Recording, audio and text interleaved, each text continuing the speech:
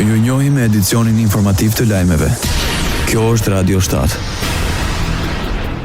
Presidentja e Kosovës Vjosa Osmani dekoron kombëtaren e futbollit me medaljen presidenciale të meritave. Me një ceremoni në presidencë, Osmani tha se pavarësisht rezultatit, kombëtarja mbetet në pjedestalin më të lartë të Republikës për krenarinë që i kanë bërë popullit ton. Sot me këtë dekorat, Republika e Kosovës e nderon punën, mundin, djersën e secilit prej jush.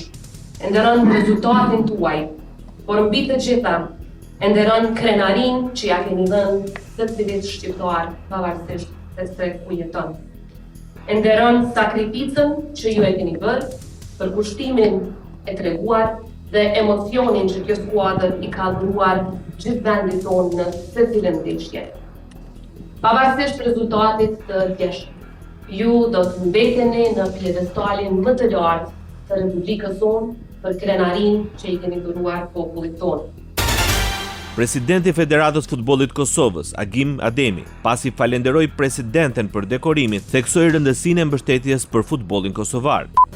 Prandaj gjithmonë minjos, si federatë, si futboll, dhe në anën të gjithë komunitetit futbollit, që jemi ferë të 7.700 veta, në pak më shumë, ju falenderoj shumë, dhe ju dëshiroj sukses në rrugtimin e juaj politik.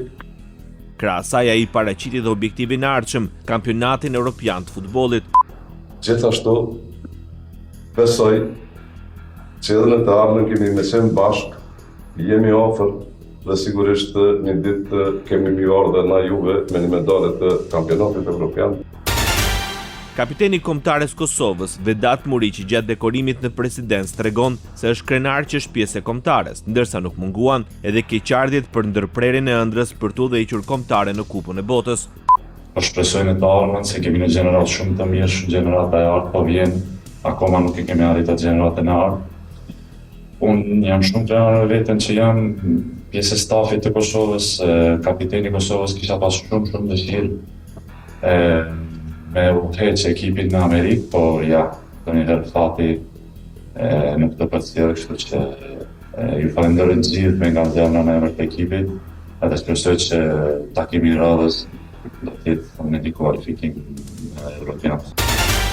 Rrugtimi i kombëtares Kosovës gjetë i ende në mediat prestigjioze ndërkombëtare. Gazeta e njohur amerikane The New York Times ka kushtuar vëmendje ndeshjes vendimtare për botrorin në cilën kombëtare e Kosovës u poshtë nga ajo e Turqisë me rezultatin 0-1. Sipas The Athletic, platformë sportive e kësaj gazete, pavarësisht humbjes, Kosova pritet të ringrihet dhe të bëjë përpjekje të reja për kualifikim në turnet e ardhshëm, ndërsa prestigjiosia The Guardian shkruan se deri në sekondën e fundit e pa imagjinueshmja ishte e mundshme.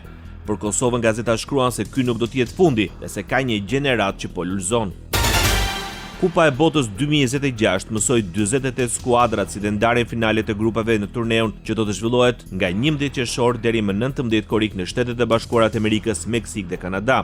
Çekia, Bosnjë-Hercegovina, Turqia, Suedia, Iraku dhe Republika Demokratike e Kongos janë 6 skuadrat e fundit që siguruan një bilet nga faza play-offit. Në grupin A të botrorit, Çekia i bashkohet Meksikës, Afrikës së Jugut dhe Koresë së Jugut. Bosnia luan në grupin B së bashku me Kanadan, Katarin dhe Zvicrën. Në grupin D, Turqia bashkohet me SBA-n, Paraguajin dhe Australinë, ndërsa Suedia do të garojë kundër Hollandës, Japonisë dhe Tunizisë në grupin F. Iraku rikthehet në Kupën e Botës pas 40 vitesh, duke u bashkuar në grupin I me Francën, Senegalin dhe Norvegjinë, ndërkohë që pjesë e grupit K do të jetë Republika Demokratike e Kongos, ku do të rivalizojë me emra si Portugalia, Uzbekistani dhe Kolumbia. Ndoqët lajmet shkurt në Radio 7, zëri pozitiv i qytetit.